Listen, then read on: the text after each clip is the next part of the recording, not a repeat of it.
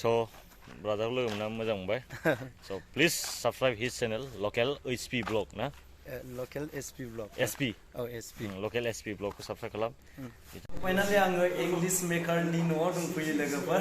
दिनै आङो नोंथांमोना दे English आवसो रायलायबाय थानाय खोनायोना जोंनि ब्रादारखौहाय दा बर' रावैनो आंजोंहाय रायलायगोन. So ब्रादार नोंखौ लोगो मोननानै ओरैबायदि गोसोआव खुसि मोनदों आरोना. Thank you फैनायनि थाखाय जोंनि लागो जोंनि गामियाव. Thank you. बुरखा मास्टार केक लाबोदों. 50 केक होननाय ना. बुरखा मास्टार केकखौ हासिसिगोन. आंनि गोदान पार्टि.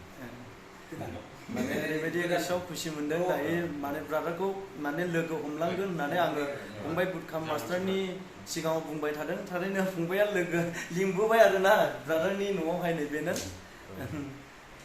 Thank you गोजोननाय थाबाय ब्रादार नोंखौ लोगो मोननानै. खुलुमबाय आंनि लकेल एसपि ब्लग चेनेलाव नोंथां भिडिअसफोरखौ. स' फाइनालि आङो दिनै ब्रादार इंलिश मेकारजों दंफैयो. दायो आङो माने ब्रादारनि न'आव दंफैयो आरोना ओरैबायदि बेनो नै ब्रादारनि न'आ नोंथांमोना नुबाय जानो हाखागौ. बेखायनो आङो ब्रादारजों दसे सम ब्लग खालामनो होननानै ब्रादारखौ लोगो लाफैबाय आरोना.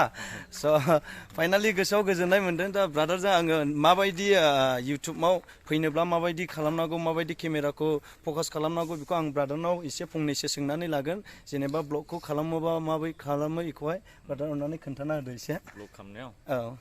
ब्लग खालामनायाव लाइक केमेरा क्वालिटि मेटार खालामा.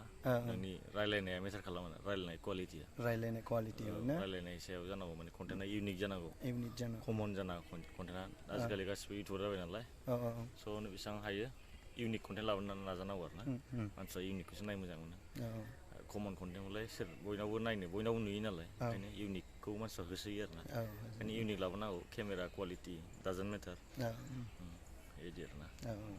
स' थेंक इउ गोजोननाय मोनदों माने दा बेखौनो लकेसनखौ नोंथांमोननि गेजेराव देखायनो होननानै आङो लकेल एसपि ब्लग खालामनाय जाबाय लोगोफोर. माने आङो दा रानिंआव खालामनो नाजादों आरो जुदि नोंथांमोना सापर्ट खालामोब्ला. थेंक इउ गोजोननाय दिनै इंलिश मेकार फेमिलि दायो आङो इंलिश मेकार न'आव दङ. बिथांनि सिलभार फ्लेभारजों बिथांनि जेनाखि 100 साबस्क्राइबार मोननायनि सिगांनि फ्लेभारजों इंलिश मेकार. स' फाइनालि